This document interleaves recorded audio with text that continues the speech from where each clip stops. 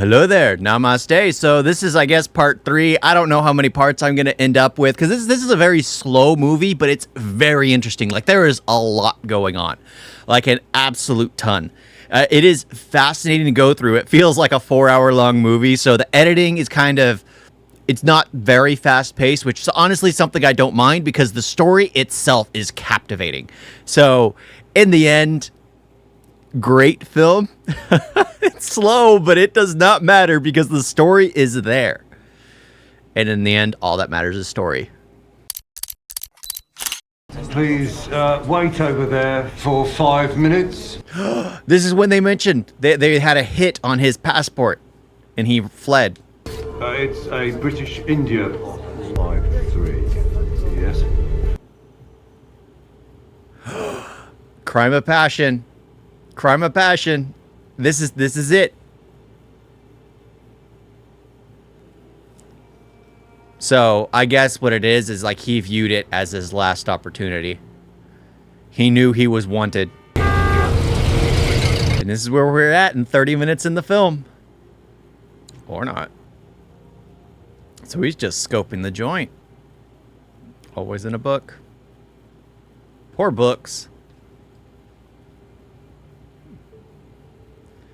Nice and snug. I made sure that the Indians contributed. And we're getting what he was saying. It is not only Africa, ladies and gentlemen, but it's the white man's burden. Ugh, I hate hearing that. The trial of the Indian national charged with the murder of Sir Michael O'Dwyer is set to begin at the Old Bailey today. I hear the Old Bailey, and I just remember the 5th of November. V for Vendetta, when they blow it up. Whilst prominent members of the local Indian community have condemned the vicious act, the court witnessed an outpouring of support by native Indians in favor of the accused. Well, everyone who knows the true acts of what happened in 1919, of course they would be in support of his actions. Proceeding is a waste of time, just shoot me. State your name! Ram Mohammed Singh Azad. State your real name. Jai Asli Naam hai. This is my real name. Udham Singh, do you plead guilty I plead or not guilty. Not guilty. Dwyer was guilty. You are guilty. Your policies are guilty. I'll ask you one more time. Do you plead guilty? I protested.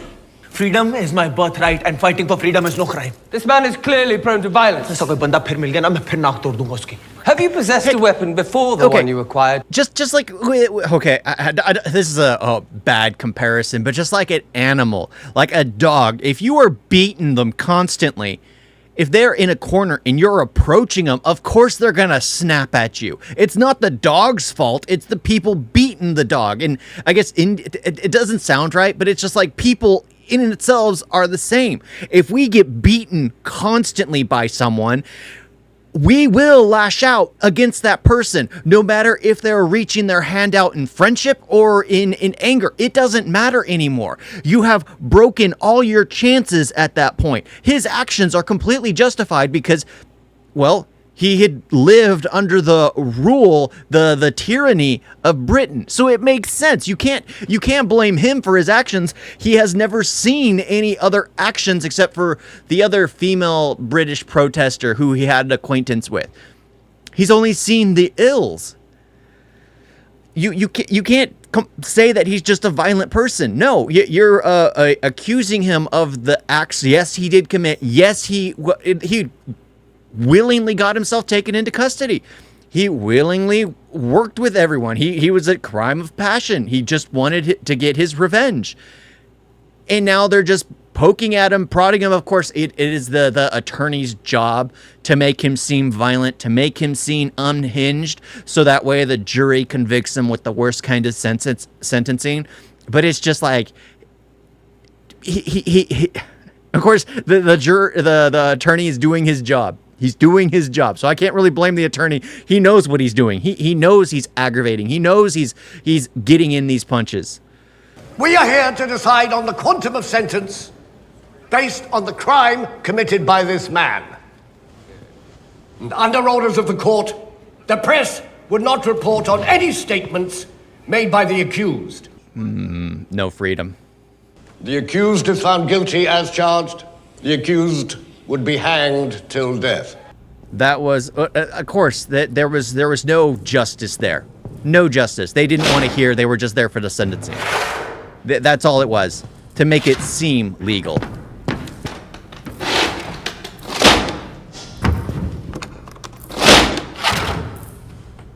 And the fact that he wasn't even allowed to be heard.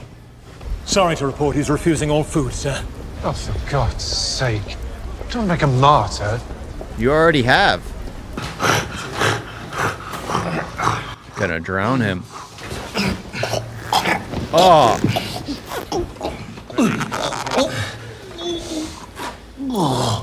Oh, that is awful. Oh my freaking gosh. Throw it up. Throw it up. Throw it up. Throw it up. Larus.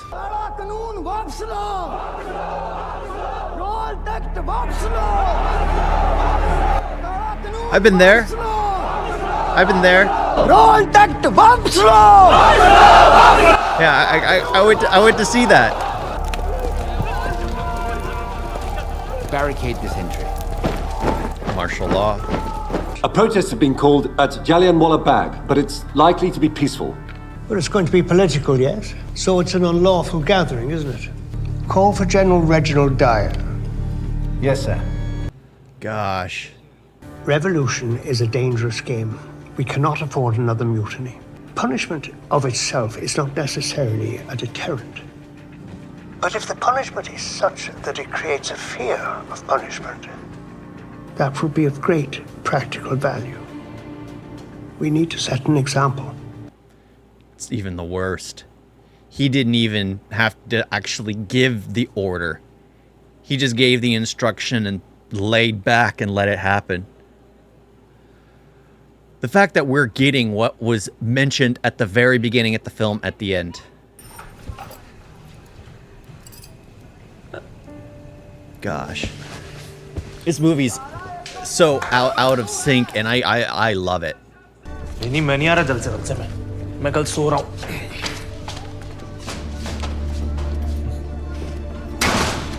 I have a bad feeling about this. Oh.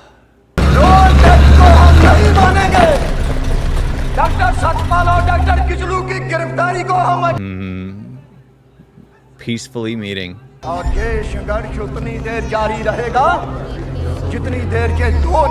wonder that officer drank himself to death. Should we issue a warning, sir? They've had their warning. How could people even...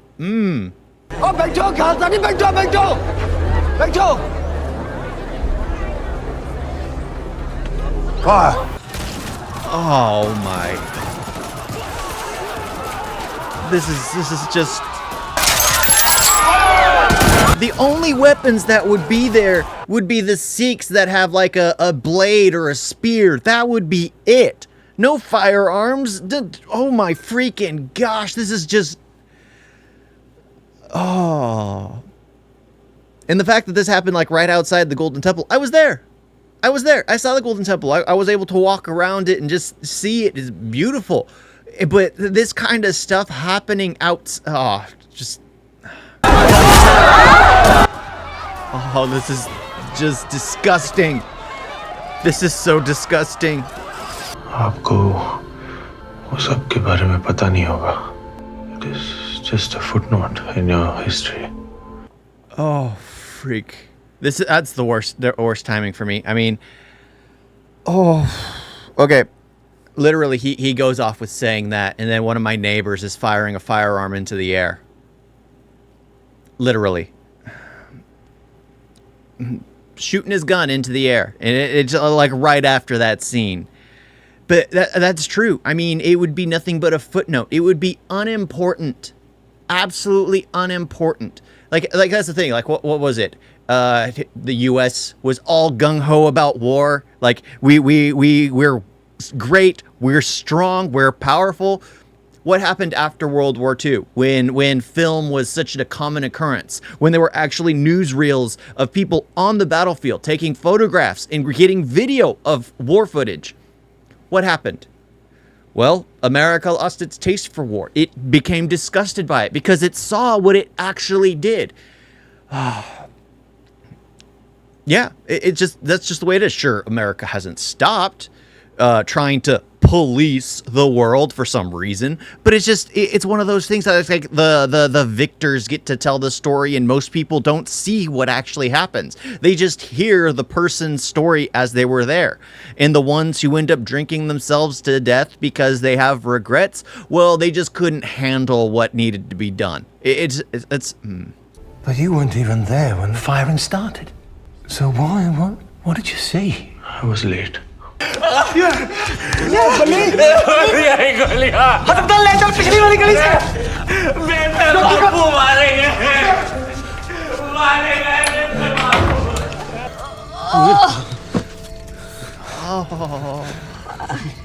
ji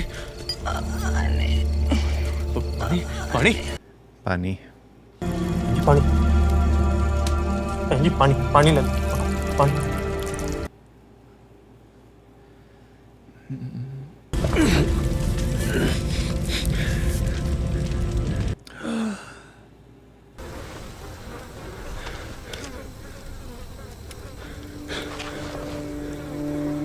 Acts of true barbarism. It's funny how the people who believe themselves to be most civilized always tend to be the ones who act the most barbaric. Beware those who always claim to know what's right, because when you actually listen to them speak their true minds, it's nothing but barbarism that they speak. Nothing but insanity.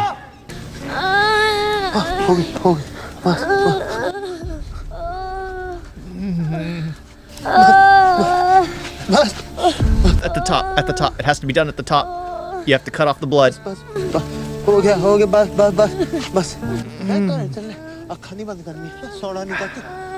This is just wrong.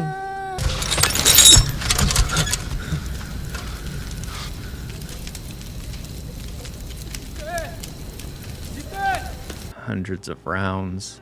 I'm gonna stop it here. I'll finish it. But this right here is just one of the. This movie is spectacular. Absolutely spectacular. It took him 26 years. It starts off with, like, I was thinking they weren't gonna show it. I was seriously thinking they weren't gonna show it because it starts off with like, oh, this happened, and then it follows the character being released from jail. And then it continues on that route for 30 minutes until he commits the crime. Then it's the investigation onto who he was connected to, what led him to get the firearm, what happened in between those 6 years of while he was in Britain, while the war is going on around him. And then you finally find out in the end. You get to see the actual origin of everything. I was thinking it wasn't going to be shown. Because you can say numbers to people. Like for me, it was like, okay, tens of thousands of people were gunned down. It's a massive number, women and children and everything. It's like it's absolutely heinous.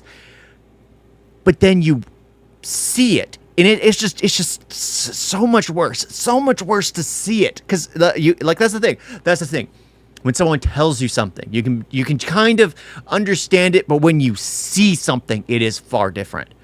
Far different, which is why it's like everyone back in the Great British Empire, they would be told, oh, this happened, but there were people there with guns. Possibly it was a preemptive attack. Sure, there were this many people, but they were a terrorist organization, or they were gonna be criminals, or they were gonna cause it's just.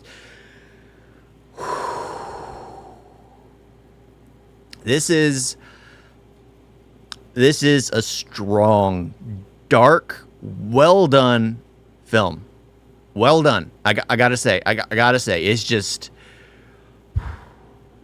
I have a very sensitive heart, and I get aggravated when certain things happen. And this right here, just seeing, they mentioned women, children, men, the works, elderly, but seeing it is just the worst. And the fact that they were left there in pain for hours to bleed out, to just, Yeah. I'll finish this. Thank you all for watching. Talk to you next time. Doodles.